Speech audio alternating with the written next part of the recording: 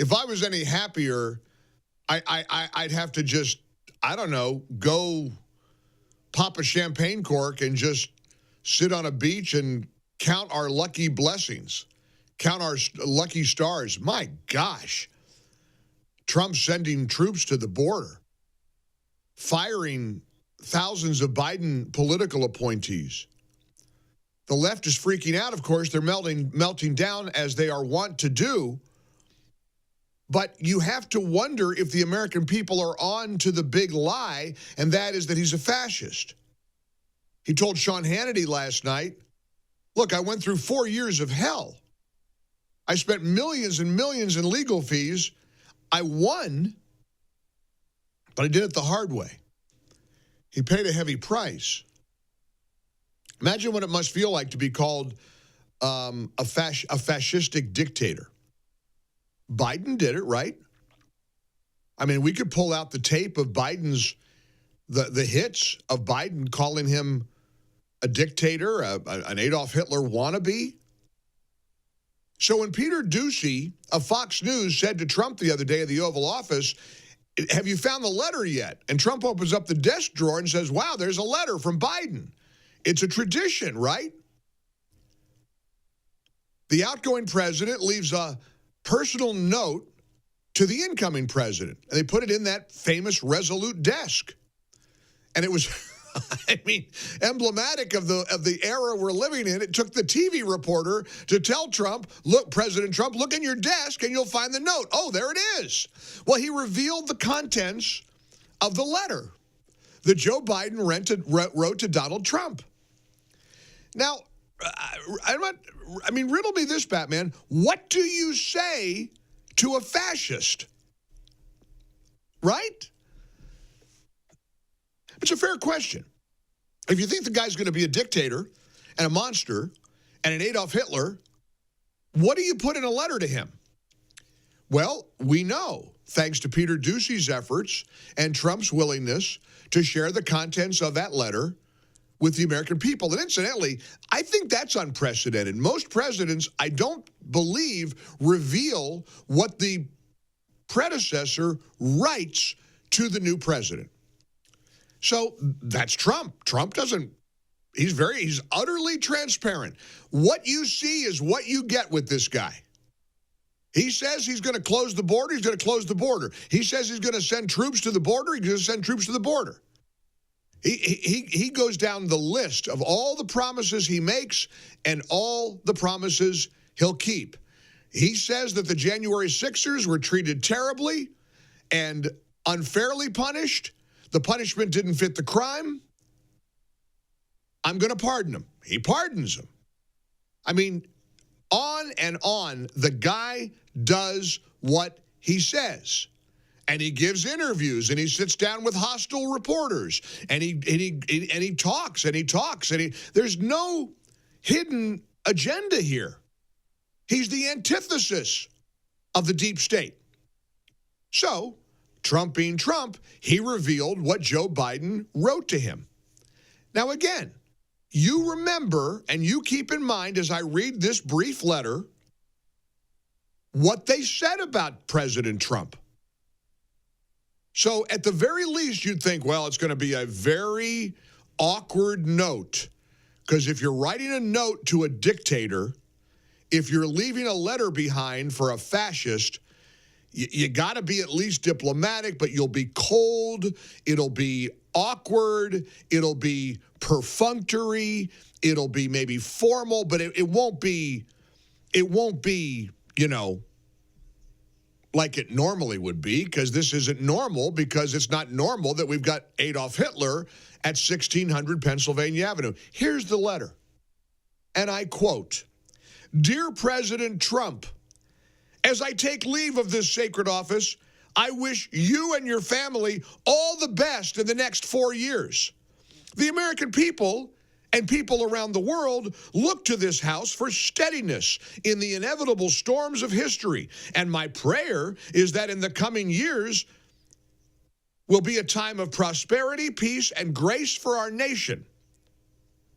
May God, that isn't even grammatically correct. And my prayer is that in the coming years will be a time of prosperity, peace, and grace for our nation. Little awkward there, but okay.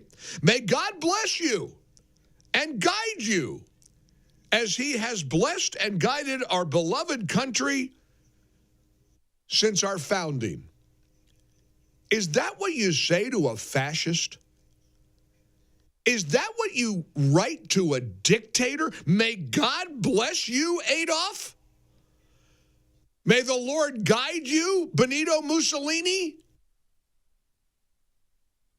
I mean, do you realize how we were conned by all of them?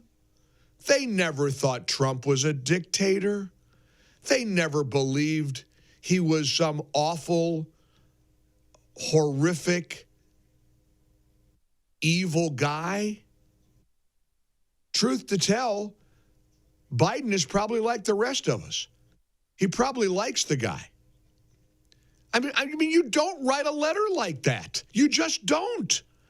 You'd say, good luck, or you know, I mean, I don't even know what you'd say to a Hitler. I don't know what you'd say. But you sure wouldn't say that. You sure wouldn't bless you and God bless you and may God keep you and guide you. And are you kidding me? And a lot of people are texting me on the MyPillow text line that say he didn't write it. Well, I think he did.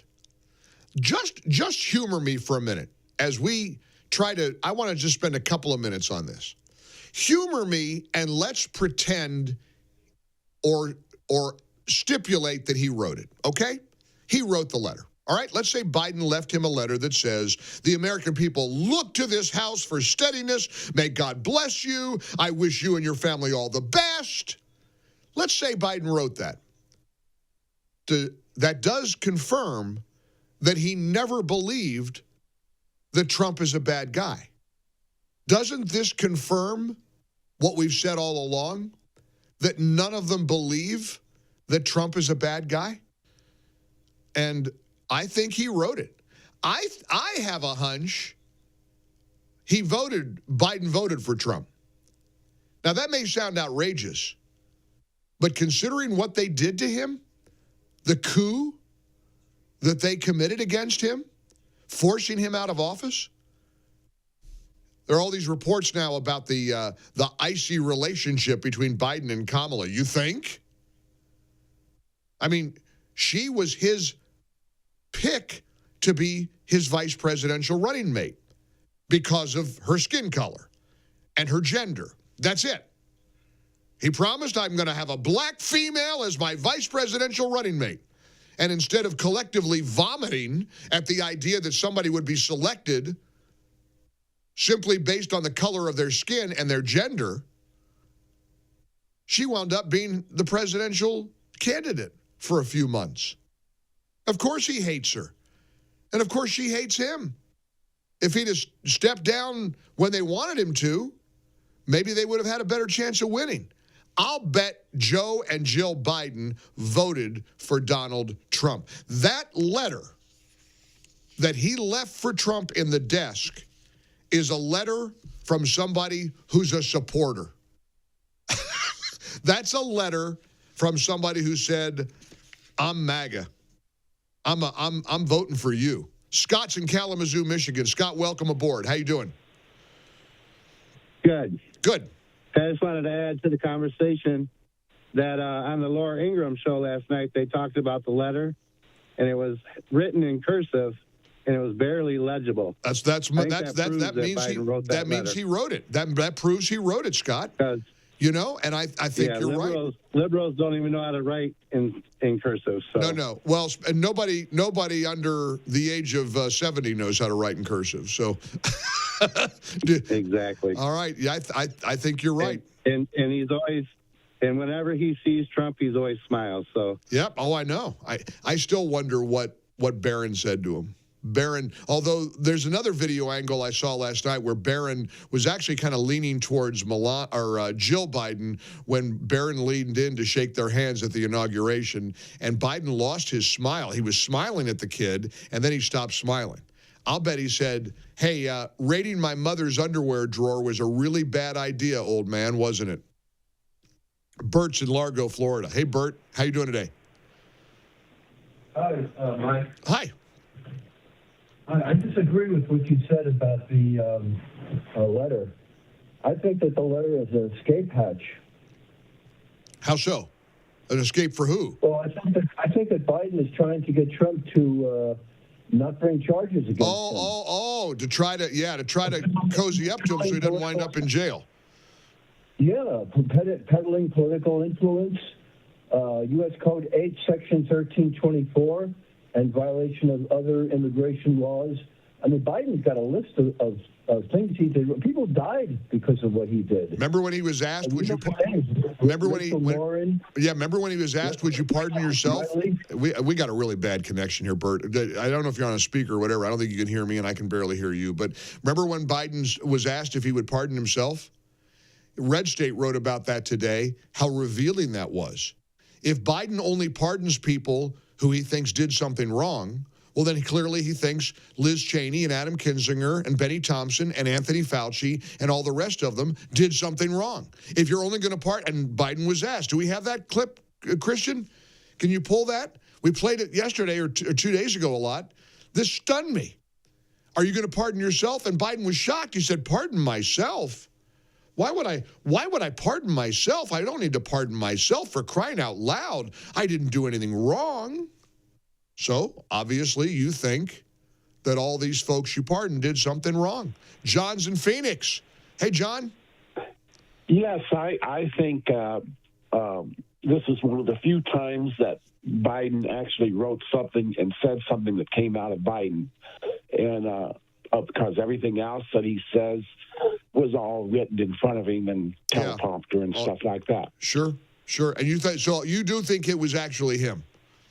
Yes, most definitely. All right. Appreciate it very much. I think I'm doing pretty good, Eric. What do you think, Tracy? Christian, I'm doing so good. We did a change in the way I do the show in the studio, and just like I might be one of the few left that writes in cursive. No, somebody just texted me, hey, Mike, I'm 47. I know how to write in cursive. But I've always had like a gazillion monitors in here. And the Salem News Channel folks said, Mike, you got too many monitors. You're cluttering up the desk. I'm on one monitor today, but I'm tabbing from screen to screen. Pray for me. But doggone it, I'm so brave.